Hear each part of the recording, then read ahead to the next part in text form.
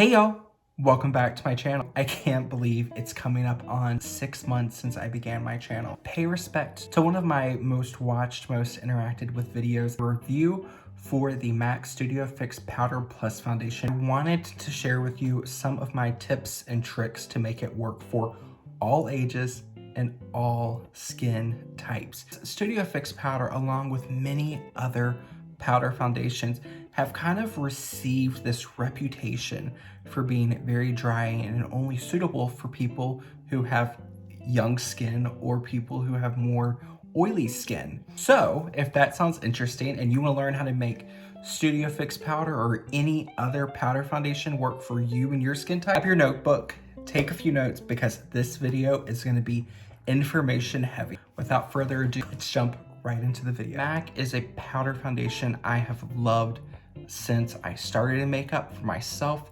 and clients. I worked at M.A.C and I'm working with a client, maybe I'm helping someone find a new foundation, and we're looking at the wall with all the foundations, the Studio Fix Fluid, Studio Sculpt, Face and Body. When I'm listening to them, they're like, I want something quick, I want something easy, I want something that's gonna last all day. And I pointed to Studio Fix powder, they'd be like, no, I don't do powder, it's not for me.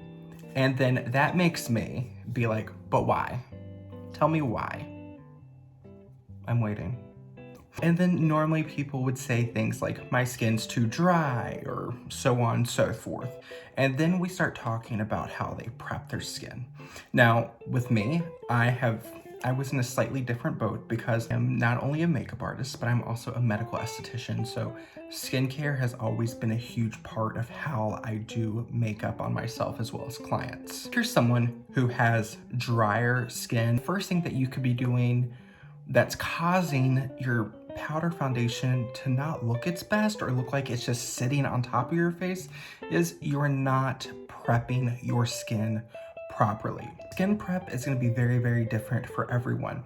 I will link some of my videos I've done about building a skincare routine so you can make sure your skincare routine is prepped for you and your skin type. You also have to think about what a powder foundation does. Powder foundations on their own, they do absorb some oil, so they are going to take away some moisture. If you have drier skin, but you want to use a powder foundation, sometimes you need to add a little extra moisture to your skin. Or if you're someone like me who has more normal to oily skin and you want your powder foundation to look less matte or have a little bit more of a glow, to almost look like you're wearing a liquid or a cream foundation, that's where you want to kind of start playing with your skin prep. And that goes for all foundations. After doing your skincare routine, that's where I like to look into sunscreens. My go-to for this particular sunscreen for a long time has been either the M.A.C or the La Roche-Posay and Thelios Kids. And that's just because these two sunscreens are ones that work well for me. They are both combination sunscreens. This can leave more of a white cast. This one, I personally don't find a white cast on myself. Today, I am wearing a different sunscreen, and this is the Biore UV Aqua Reach. This is an all chemical sunscreen, so there will be no white cast. I don't find this stings around the eyes, but this leaves, as you can see, this very kind of luminous but not greasy finish on the skin. So this is gonna play into setting our skin up for success with a powder foundation. Start with people with more normal to oily skin. If you're gonna apply a powder foundation and you wanna keep it looking more matte throughout the day, then you wanna look into using a mattifying primer. A few of my favorites that I have here is the Tatcha Liquid Silk Canvas. This one doesn't necessarily mattify the skin, but I find it doesn't alter the finish of your foundation. So if your foundation that you're putting on top of this is more matte, it will keep it more matte. If it's more luminous, it will keep it more luminous. So this is if you want your foundation to kind of stay looking like it does when you apply it. If you tend to get really shiny throughout the day and you want to keep your skin looking more matte, or you want to kind of make it look a little bit smoother, because when oil or sebum breaks through, you start seeing more of a definitive edge around the pore, or you'll just have like fine lines and wrinkles that you want to take the edge off of. I like something that's going to be more kind of pore smoothing. So for those, I really like the Catrice Pore Refining Primer or the NYX Angel Veil. Those are both really, really nice ones that are gonna help keep the skin matte, but also smooth the appearance so your powder foundation can look a little bit smoother on the skin. These are best for your normal to oily skin types. If you are more kind of normal to dry, or you just want your foundation to look more luminous, that's when we get into our next group of primers, and I have a handful of these because I like powder foundations to look more luminous. First four we're going to talk about are ones that add a hydrated glow to the skin without any type of light reflecting particles. So these are more going to give you more of like a wet shine versus kind of like a reflective shine. One of my newer favorites I'm really loving is the Makeup Revolution Glass Skin Primer. As you can see, it almost looks like a water. It adds the most beautiful glow to the skin. And another one that is very, very similar, the NYX Bare With Me Priming Jelly. This one has a slightly thicker texture, so if you are more on the kind of normal to dry side and you want a little bit more luminosity without any type of shine, you might prefer this one. If you have more normal to slightly dry or normal to slightly oily skin, you might prefer the Glass Skin Primer because it's a little bit more lightweight. If you don't want a really glossy glow to the skin, two of my other favorites I really enjoy are the Too Faced Hangover RX Primer and then the Maybelline Master Prime Hydrating Primer. They kind of make your skin, as well as what you put on top of it, look just a little bit more hydrated and supple. Or this next set of primers are going to add a little bit more of that light reflecting, more luminosity. So if you want to kind of just make the skin look more like lit from within, these are some great ones. Used in my original MAC Studio Fix Powder Foundation video was the MAC Strobe Cream. This comes in several different variations. If you're unsure of which one to get, check online at some different shade swatches, or you can find your local MAC store or a MAC counter and they can kind of walk you through the different shades. The La Mer Hydrating Illuminator. This is more hydrating than any of the other ones, but this one does have a little bit of a kind of silvery kind of reflect to it with a touch of a pink in it. The biggest difference between this and MAC Strobe Cream is the La Mer is going to be over double the cost of MAC. A great drugstore one that's going to give you a nice luminosity to the skin. The NYX Bare With Me is a nice kind of peachy rose gold tone to it, so it works well in a lot of skin tones. If you have very, very, very fair skin, this might kind of warm up the look of the skin a little bit, so proceed with caution if you are very, very fair. Charlotte Tilbury Hollywood Flawless Filter. This is a really nice one. I'm going to show you how to use this in conjunction with one of the other ones. The brush you choose can make a really, really big difference. The one I'm going to use today, as well as the one that I used in my first video, is the MAC 150S brush. This is classified by MAC as a large powder brush. This one has more of a dome shape. It's got a nice flexibility to it. If you press down, it has a little bit of a flex to it. A brush like this is going to be best if you want a very natural look that gives you light to a buildable medium coverage. You can achieve a full coverage with a brush like this. It's just going to take you longer and you're going to need to build up a little bit more. This one is, as you can see, it has more of a flat shape. When I press down, there's a little bit of flexibility to it, but when I tap it, it doesn't really move. This is a lot stiffer. This is going to give you more of a medium to full coverage. I only like this brush for days when I want a lot of coverage off the bat, or if I'm working with a client who wants a lot of coverage off the bat. Brush for Ulta Airbrush Buffing Foundation number 110 brush. I've had my skincare on for about 45 minutes, so it's dried down, my sunscreen's set, but you can still see my sunscreen left more of a luminous finish on my skin. That's because I want this foundation that I'm gonna apply to have more of a natural, luminous, almost creamy look, almost like I have a liquid foundation on. To prime my skin now, I'm gonna use a mix of two different primers. The Too Faced Hangover Primer. I'm gonna use this just in the center of my face. And with me having more normal to oily skin and having more of a kind of luminous finish sunscreen on, I don't want to add too much light reflection, but I want something that's gonna have a little bit more of a tackiness, that has a little bit more of an emollients to it. So that way, when I apply my foundation on top, it's gonna kind of stick to it and it's gonna help it melt into the skin to look more like real skin. That way when the powder foundation meets the primer, they're gonna kind of mix together, they're gonna mesh, and it's gonna cause it to almost melt to take more on a realistic creamy effect on the skin. For my cheek area, I'm gonna go in with the Charlotte Tilbury Hollywood Flawless Filter. I use shade Light number 2. I'm just gonna apply it on the cheek area. I always like to take a little bit just over the edge of the brow into the temple area. I like to highlight the temple area because as we get older and our face loses collagen, it starts to kind of lose some of the natural kind of facial fat that we have when we're younger. And a part of the area that loses volume as we get older that not many people think about is the temple. So adding a little bit of a luminosity or a light reflect can really help give the skin an overall more lifted, more plump effect. Another thing I really like about this Charlotte Tilbury Hollywood Flawless Filter is that it adds almost a layer or a sheer veil of coverage. There's 2 different ways that you can take your makeup look now. The first way is you can do what some people like to do, and they like to apply the powder foundation first, and then they'll go in with concealer. I do not like to apply liquid makeup products on top of a powder foundation. But liquid or cream products are applied on top of a powder base. It can cause the powder to start to break up and cause it to separate. Liquid products will have a little bit of a natural, they might have a little bit of an oil to create a slip or a glide in it, which can break down the powder. So I generally like to go liquid creams and then follow with my powders. However, if you watch any type of YouTube or Instagram makeup tutorial, you will see liquids and creams on top of powders. A lot of people like to do it. For me, in my practice, I've just always done liquids and creams then powders, and that's gotten me a great result. Since I'm using a powder foundation, I want a very kind of creamy hydrating concealer, and I'm gonna be using the L'Oreal Age Perfect Concealer, and I'm using the shade 200 Ivory. My application is gonna give me more of a light to buildable medium coverage.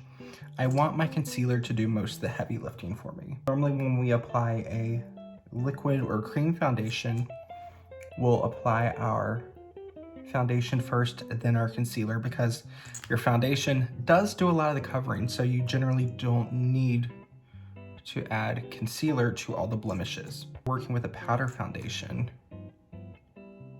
and you're not going for a super opaque coverage, I really like to do a little bit of my concealing first. So you can use a brush or a sponge. I'm using a mini size of the Japanesque Fluff Concealer brush. I'm not really blending out too much. I'm kind of stamping and letting my brush kind of spread the product a little bit more. Concealer kind of spreads out. It's going to start drying down.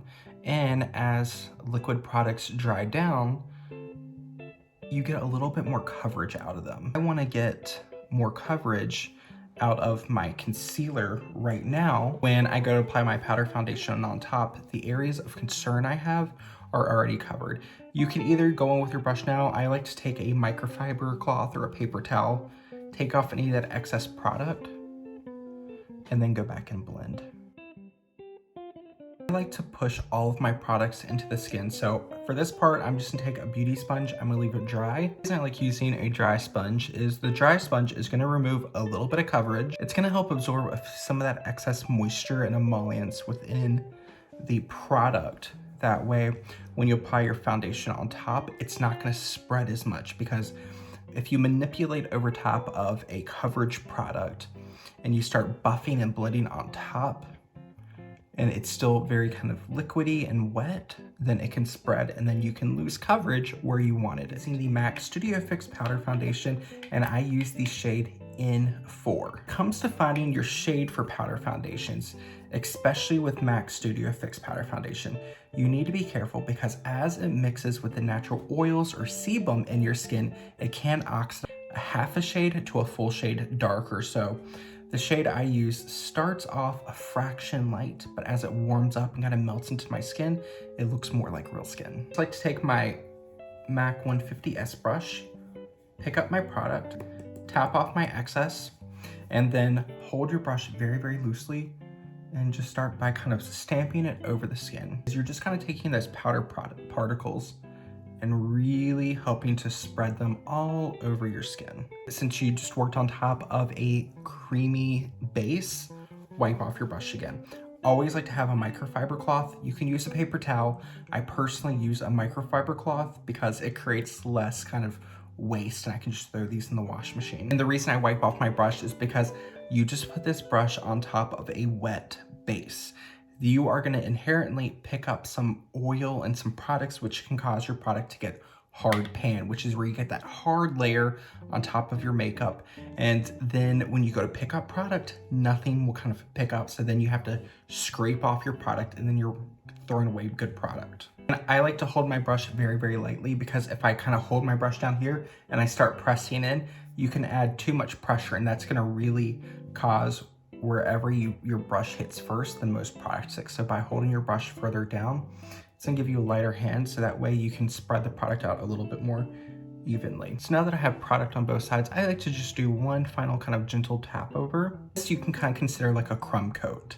You've got that base layer on, so now you can go through, pick up a little bit more product, tap it off again, and when you're doing this, you will see a lot of powder particles fly out, but if you look on the brush, there isn't much. There's very much a translucency. We are working in very thin layers. With all foundations, but especially your powder foundations, I like to work with thin layers because as you work with thin layers, when you move on to your next layer, that first layer has a little bit more time to kind of sink into the skin and to start looking more like your skin. Place the brush where you want the most coverage. So I like the most coverage here because on this kind of near my nose, I get a little bit more redness. Then you want to start buffing the product into your skin. Now this part, if you want your powder foundation to look the most natural, this is going to take you a little bit. Powder foundation, in my opinion, is not the quickest foundation to apply. I like to take my time, buff it into the skin, because as you buff your product into your skin, it's going to warm up, it's going to melt, and it's going to start taking on more of that creamy, liquidy kind of look. So spend your time buffing the product in. And you'll see there where we did that kind of crumb coat first, as I'm spreading in, it's allowing me to get my coverage a little bit quicker. I'm just gonna use what is on my face and any residual that's in the brush to kind of keep buffing.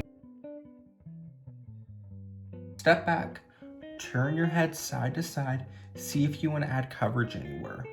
For me, I want a little bit of coverage right here and a little bit of coverage right in this area. I'm only gonna pick up a little bit more product, lightly tap over those areas of concern, and then without adding any extra product, I'm just going to buff right over where we tapped in that product.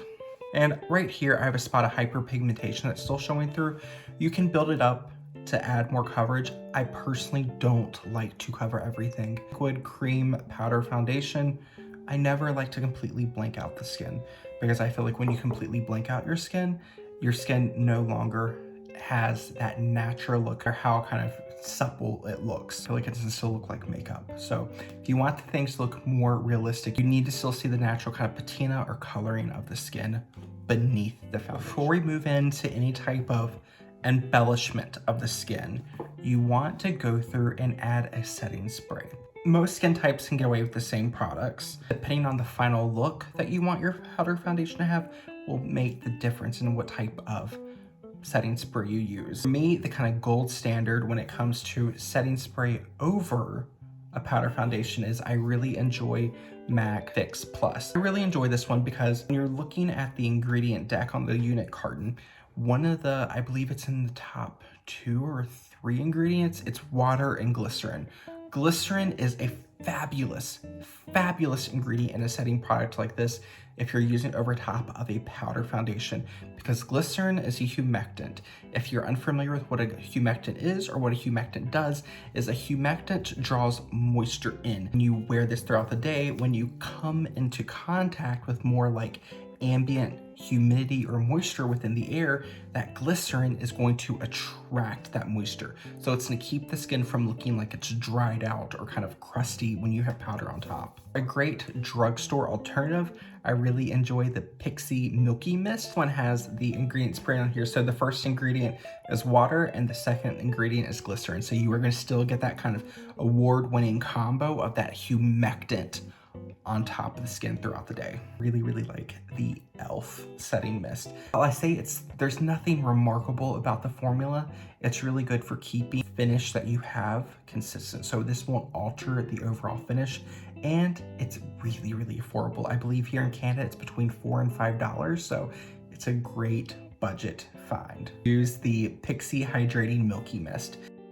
Use a damp beauty sponge, you can use a dry beauty sponge. I like to go through and then press over. What that's gonna do is that setting spray that you misted over, you are going to help press it into the skin. That's gonna make your powder, once again, look more like real skin, or pressed in that setting mist into your skin. You can step back, turn your head side to side, see if you now want any additional coverage since your beauty sponge lifted off some of that excess product that is on top of your skin. For me and my skin, where I like to have more of a natural light to a light medium coverage, for me, this is great, and I'm ready to move on with my next step. You want to keep the foundation looking as creamy and as natural as it can. You can do one of two things. You can either use powder products that have more of a natural luminosity to them, or you can apply liquid and cream products under your powder foundation. I believe I've done that in my everyday powder foundation routine. I'll double check. If I did, I will link it up above. If not, then I will add it to my list of videos to film soon. I'm gonna use the Clinique Flower Pop Highlighter and Lunar Pop Wet n Wild P75 brush. I'm gonna highlight over those same areas I applied that Charlotte Tilbury Hollywood Flawless filter. Since we're paying homage to one of my former videos, I'm gonna take a little bit of my highlight and just run it right over my eyelid. In my older videos, I was way nervous to apply eyeshadow on camera because it would just make me uncomfortable because it's not something I normally wore in my everyday life. So I just did blush, bronzer, and highlight on my eyelids. This is bronzer in shade Light, and I'm gonna be using the IT Cosmetics Heavenly Luxe One Sweep Wonder number 705 brush. Just wanna create a natural warmth that's hugging the natural bone structure of my face. So it's kind of acting like a bronzer contour hybrid. Makeup by Mario EF2 brush. Run that quickly through the socket of my eye. And whatever's left on my brush, just under the eye. Adding bronzer around the eyes is something I did for almost all of my clients. If I wasn't gonna do eye makeup on someone, I would at least put bronzer around the eyes, even on male clients. And that's just because when you blank out the entire area of the face, or you apply concealer, or you're buffing your foundation, any type of product that covers up the natural kind of tones around the eye areas, it's gonna create almost like a dead giveaway that there's makeup on. And if you wanna keep things looking more realistic, you need to add back some of that natural coloring around the skin. Use the Clinique Cheek Pop Blush, and this is the shade 10 Fig Pop, and I'm using a Eco Tools Precision Blush Brush. Off my brush, and then just go through and then buff over. That way it's gonna kind of help marry the blush, bronzer, and highlight all together. Take my brush and my blush, tap, a single tap, and then place on the outer corner of my eye, flick. So that's kind of how I like to do the base whenever working with a powder foundation. I'm gonna finish off the rest of my face real quick, and I will be right back. I said I was gonna do the rest of my face off camera because all I did is add a little bit of the Chanel Rouge Cocoa Gloss and Aphrodite to the lips. That is how to make powder foundation work for you and your skin type. I know this was a lot of information, but I really hope it was helpful. And if there were any questions that you still have, leave a comment, because the comments are gonna help other people see it. And if someone else is relating to the same kind of questions you have, they can give it a thumbs up. And that way I can move those thumbs up comments higher up the priority list so I can really make sure I'm addressing as many people's concerns as possible. Thank you all so much for spending your time with me today. I can't believe we're coming up on the halfway point of my first year here on YouTube. It's been a wonderful, wonderful journey, and I can't wait for what's next. So if you like this video, give a thumbs up, share it with someone it might help, and if you want to see more from me in my future videos, make sure to subscribe to my channel. I will see you all in the next video. Bye, y'all.